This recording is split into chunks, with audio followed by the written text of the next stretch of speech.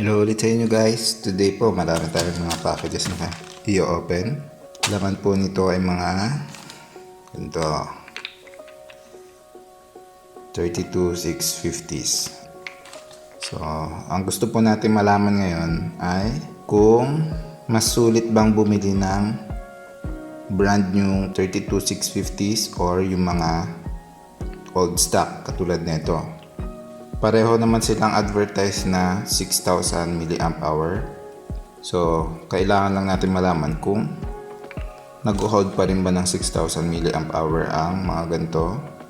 Tapos, i-compute natin kung mas makakatipid ka ba sa mga old stock na mga 32650 or sa brand new. So, yun na po. Open lang po natin itong mga to. So, bali sa magkakaibang store ko pala itong binili. Tapos, isa lang ang nabilhan ko ng brand new. Ito. Yan, galing pa North Cotabato.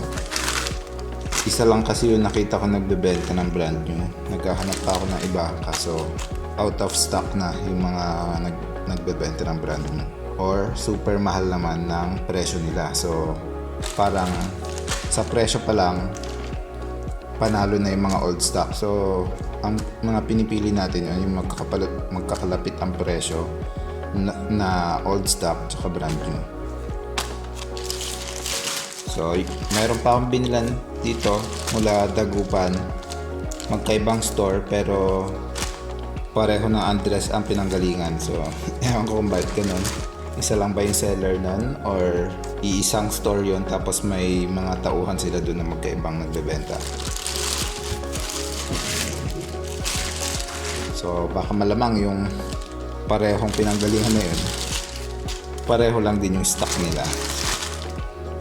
Malalaman natin yun kapag iti-test natin yung mga batteries.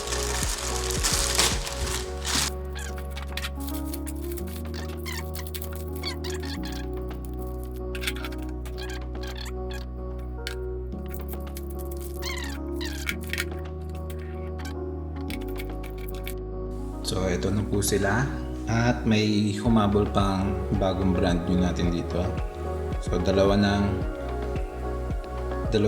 ang ating brand new na pinagbilhan. Chinek na rin po natin yung mga internal resistance ng mga ito. Yung mga brand new natin ay nasa 6.9 yung kanilang mga internal resistance. 6.4. So, nasa 6 milliohm yung kanilang internal resistance. Yung mga old stock and unused batteries ay nasa 7 milliohms. Ayan. Tapos, meron tayo mga eto, unused dito. 6 milliohms din yung kanilang internal resistance. 6.3. Ito rin 6.9. Tapos may nakuha rin tayong isa na ang internal resistance ay yan 15.7. So medyo mataas siya, doble ng normal na internal resistance. So titignan natin yung capacity nito. Malamang mababa ang makukuha nating capacity dito sa mataas na internal resistance na cell. So, ititest na po natin isa-isa yung kanilang capacity. Ang pag-test po natin ay i-charge natin ng 3.65 volts bawat cell. And then, i-discharge natin down to 2.5 volts gamit ang 0.2C na discharge rate. Yun ay 1.2 amps dahil 6 amp hour itong mga cells natin. So medyo matagal-tagal to dahil isang cell ay 5 oras. So abutin tayo ng ilang araw dito bago natin matest lahat. So, papakita na natin yung results pag na-test na po natin lahat. So after 7 days po, ito na po, na-test na natin lahat ng bawat cells. Nilagyan ko na ng label at sinulat ko yung kanilang mga capacity. So ang ating brand new, etong green na brand new ay nasa 6,100 plus milliamp hour yung mga results. So pasok po yung kanilang capacity. Tapos etong isa naman na brand new natin, may dalawang 5,900, tapos merong dalawang 6,000 plus din. So medyo kinapos na konti lang naman itong brand new na to. Tapos etong mga old stock natin, bali yung mga galing ng Dagupan ay nasa 5,500, tapos may dalawang umabot ng 6,000, at yung ating cell na may mataas na resistance ay nakakuha lang ng 3,970 milliamp hour. So kaya yon, malaki talagang sign kung mataas na tong resistance ng cell nyo, mababa na ang makukuha nyong capacity. So malaking sign yon kapag tines nyo yung resistance ng mga cells nyo. So yun, mga galing ng Dagupan ay close naman yung lahat ng capacity nila. So feeling ko iisa lang talaga ang pinanggalingan ng mga to. I-rate ko lang to ng mga to na 5,500. Hindi siya talaga 6,000 kasi mababa na yung mga nakukuha natin. Nakakuha lang tayo ng dalawang cell na umabot ng 6,000. Tapos yung iba, ito pa yung pinakamababa, 5,200. Ay, ang pinakamababa pala natin ay itong 3,970. Pero defective lang siguro talaga to kasi mataas yung internal resistance. Ito pala nakalimutan kong banggitin.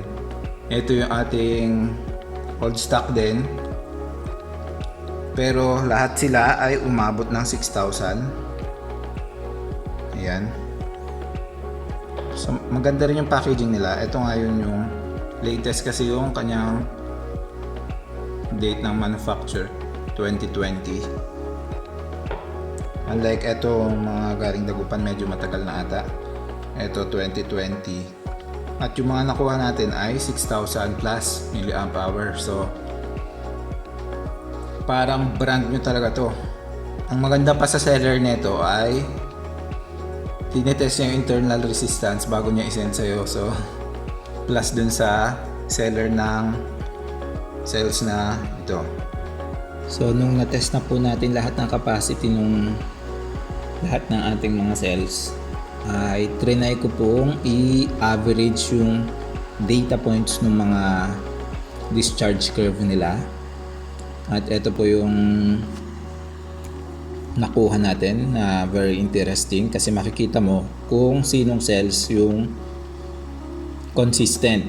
Kapag nakita nyo po dito na straight yung discharge curve nila at walang biglang nagdidip na ganyan, yun yung mga consistent ang cells. Ibig sabihin, lahat ng cells ay halos pare-pareho yung capacity.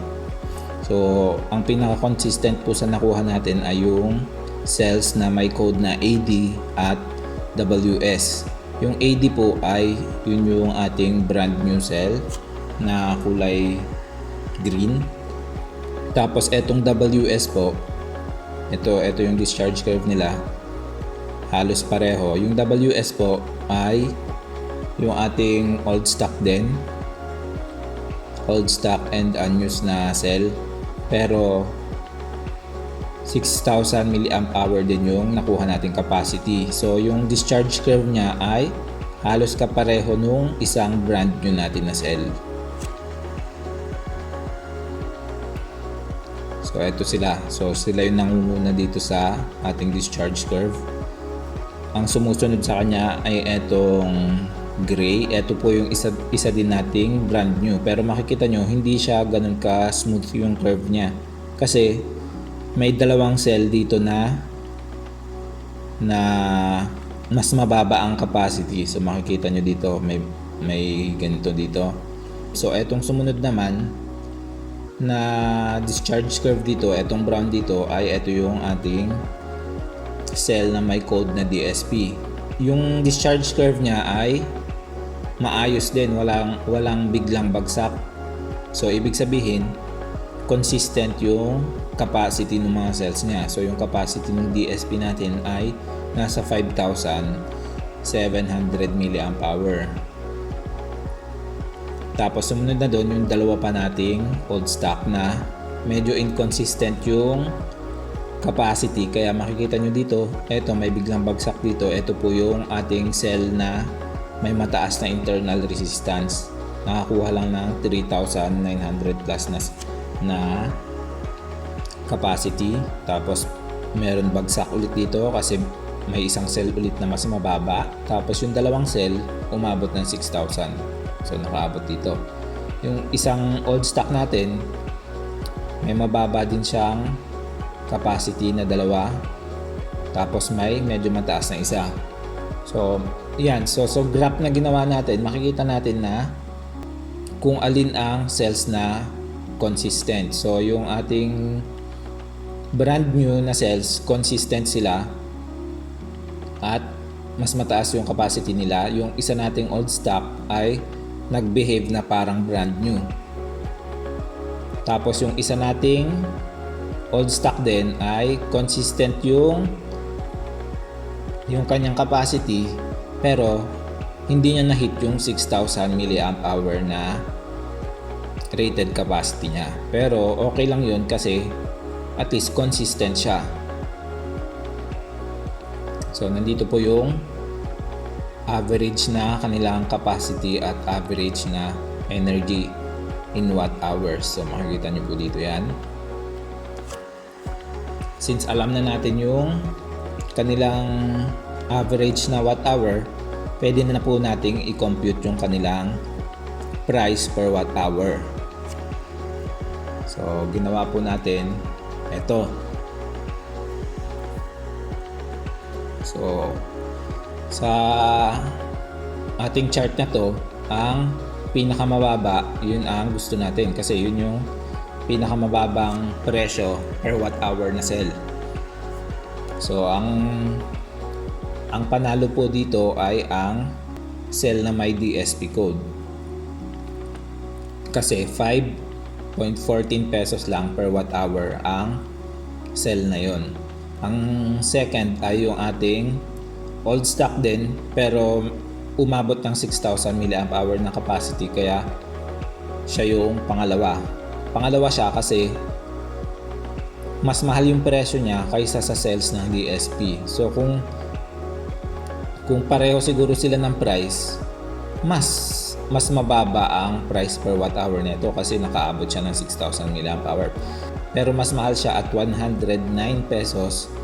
Pero may kasama siyang screws and nuts, so binawas natin yung 5 pesos doon. So i-consider natin siya as 104 pesos per cell. So siya yung second runner-up natin. At yung old stock natin ang mga sumunod, yung dalawang old stock na medyo inconsistent yung capacity. At ang pinakamataas natin, price per watt hour, ay yung dalawang brand new. So medyo mataas na kasi yung presyo nila at 130 pesos per cell. Ito 120 pesos per cell. 130 din ang price ng cell na to, itong BN1. Pero may kasama kasi siyang holder ng cell at mga screws and nuts na rin. So binawas natin sa price yun.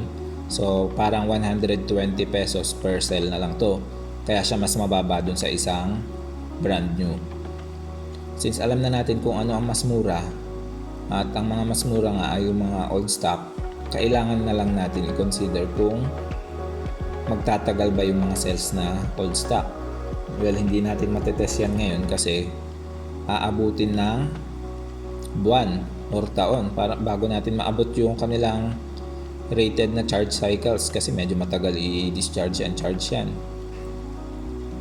Pero based on sa reviews online, makikita naman natin na may mga gumagamit na nito mga old stock cells na to na nagtagal na ng taon.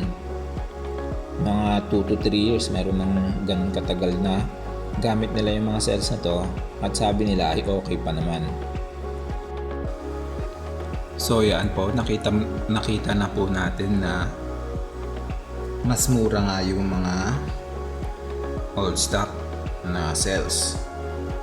Kahit hindi po nila maabot yung tamang capacity, ay mas makakamura pa rin po tayo.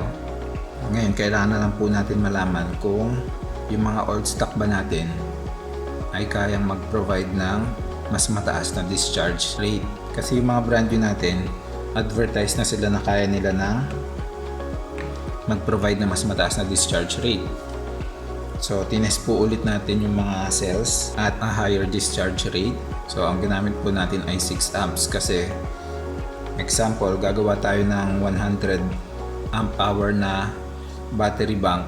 Kailangan mo mag-parallel ng 17 cells na ito para makabuo ka ng 102 amp hour na battery bank. Halimbawa lang ay meron tayong 100 amp na load. So, kailangan dapat ma-provide ng mga cells natin yung 100 amp na yun. So, kung naka 17 parallel tayo, parang nagre-range sa 5.8 amps per cell yun dahil ma-distribute yung load sa nakaparallel na cells. So, kung may 17 ka, each cell dapat ay kaya mag-provide ng 5.8 amps. So, tinest po natin ngayon siya ng 6 amps. So, 6 amps ay parang 1C ng 6 amp hour na cells na to. Minonitor din natin yung mga temperature ng cells. So, nagre-range sila sa 37 to 38 pag discharge ng 6 amps. So, pati yung mga brand new natin ay nagre-range lang din ng 37 to 38 degrees Celsius. So, natapos na po natin matest yung mga cells ulit natin at 6 amps. Ito po ay papakita ko yung discharge curve ng mga cells na tinest natin at makikita po natin na nababawasan lang sila ng 100 milliamp hour. So, kahit yung mga brand new natin, nabawasan din ng 100 milliamp hour. So, ayan po. Makikita naman natin na maayos pa rin yung kanilang discharge curve. So, yun. Base dun sa test natin, ay masasabi natin na kaya naman nila mag-provide na mas mataas na discharge rate. So, sa susunod naman na pong video natin ay papakita na natin yung ating capacity testing at disassembly ng ating BYD na 12 volts 250 amp hour na battery. So, yun na po. See you again on our next video. Bye!